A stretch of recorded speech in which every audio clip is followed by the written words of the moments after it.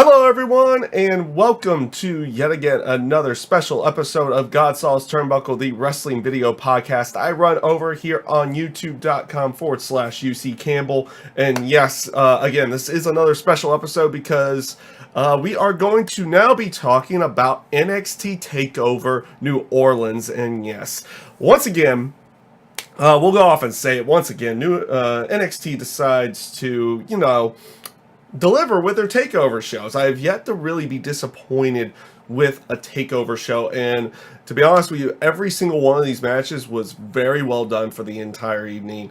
And you had good showcase matches. You also had very good, well-told stories inside of matches throughout the entire night. This was just an overall enjoyable show. So let's go ahead and start it off with a North American Championship ladder match, which had Adam Cole, EC3, Ricochet, Killian Dane, Lars Sullivan, and the Velveteen Dream.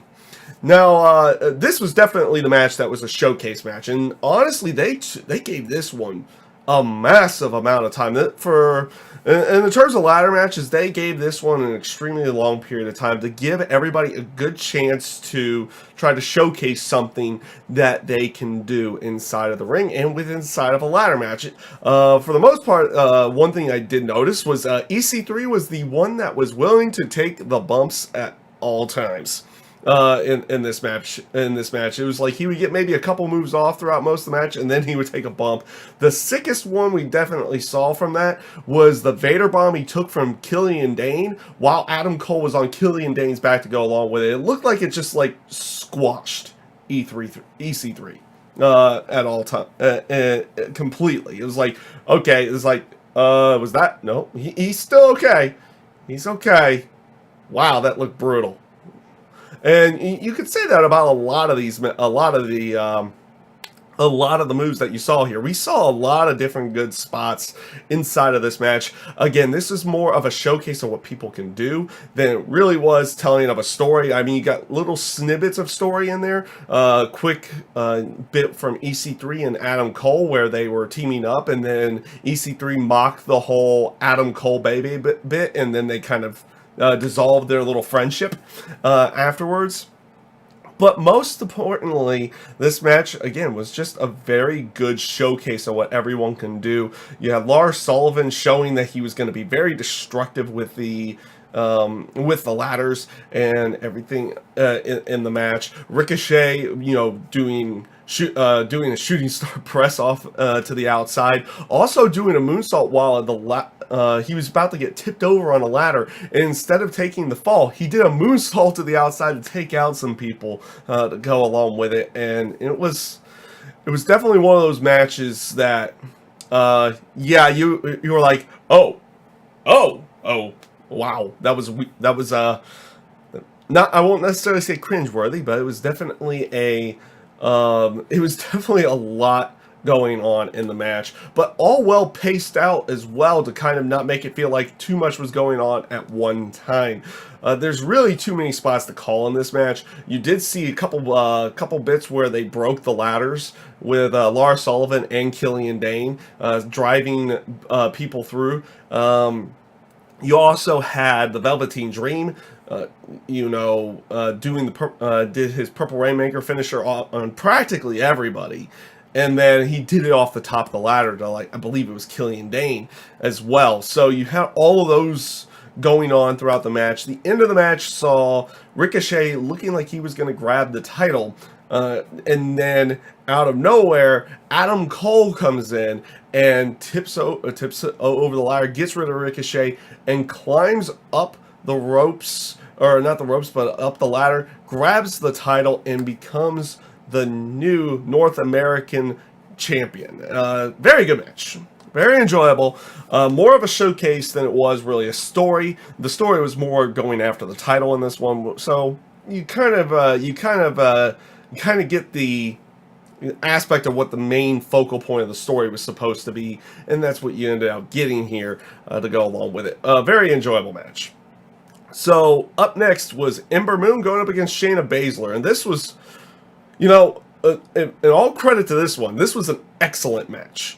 it was an extremely well told story throughout the entire match of both of them, you know, where basically going where Shayna Baszler did last time, going after Ember Moon's arm, looking like she was going to go that route again, but then Ember Moon reverses that, reverses everything, and does the stomp herself, does the stomp to Shayna Baszler's shoulder herself, and just it was really really well done. You got a different side of Shayna Baszler on that one. She kind of looked terrified or like, no, don't do this, and then Ember Moon does it. It was really good. I really did enjoy this one. I even to the point that the bit that they did with Shayna Baszler, where she was playing off that she separated her shoulder, so Ember Moon was down, so she goes over to the ring post and jams her shoulder into it to try to pop it back into place twice.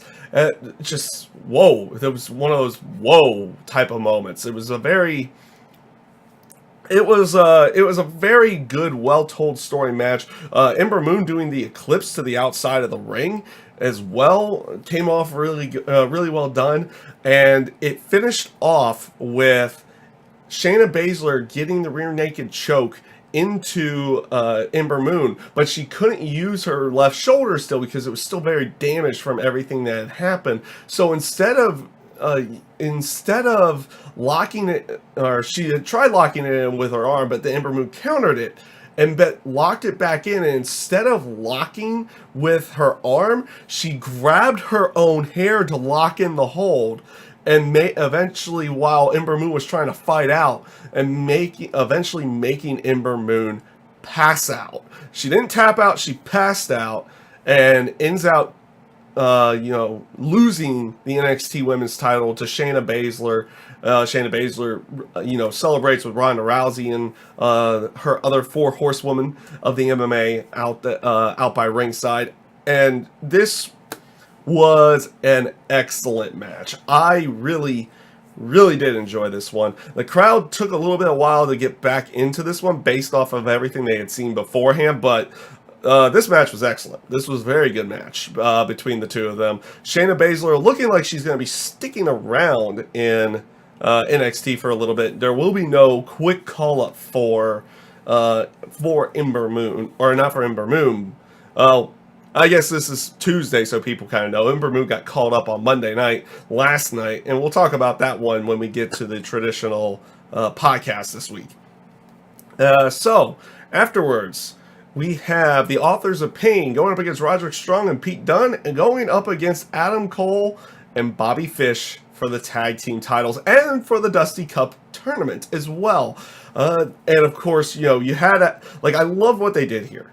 I love what they were doing here. The whole aspect that Adam Cole had to compete twice in one night. He wasn't happy about it. They even do a little bit where he's in the trainer's room a little bit later on, or like right before the match, saying it's like, "Oh, I don't think I can go. This isn't good." And then you just hear Bobby Fish as they're about to fade out. It's like, "Can we cancel it?"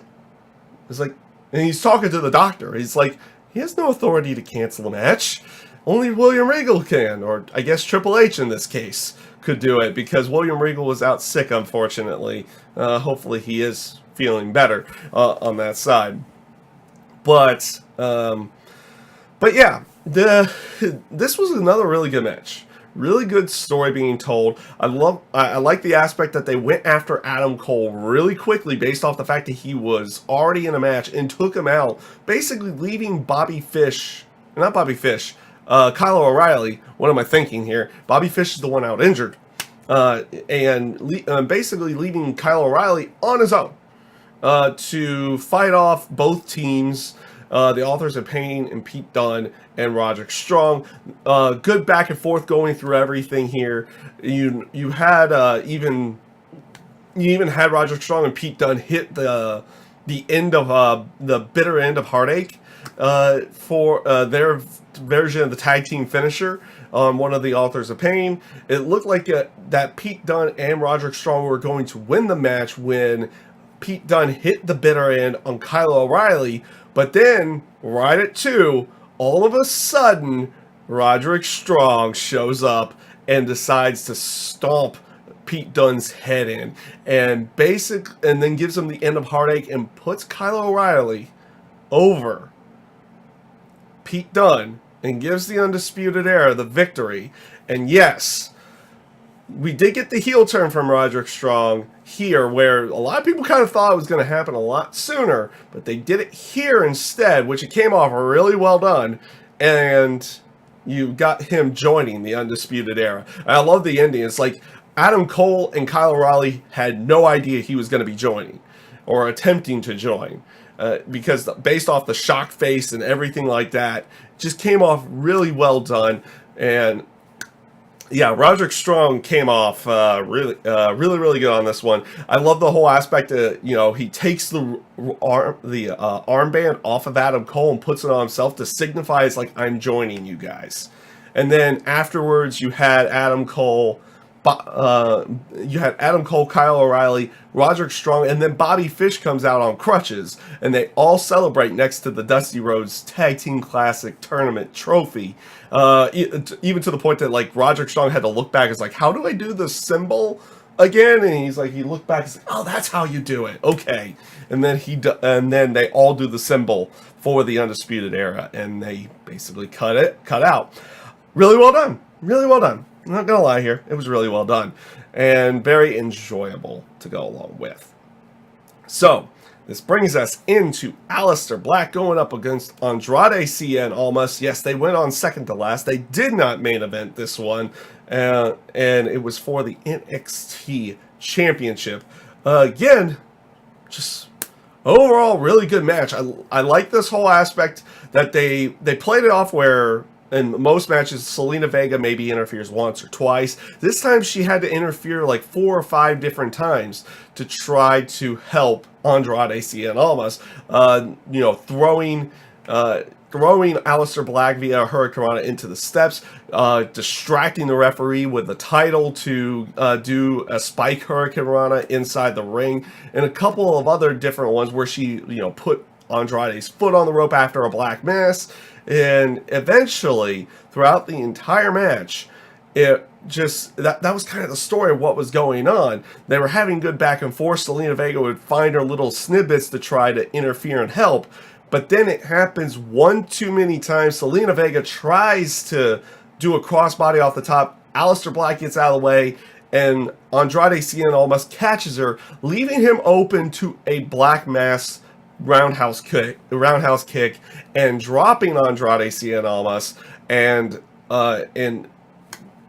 then Aleister Black picking up the victory in the end. So Aleister Black is the NXT champion now.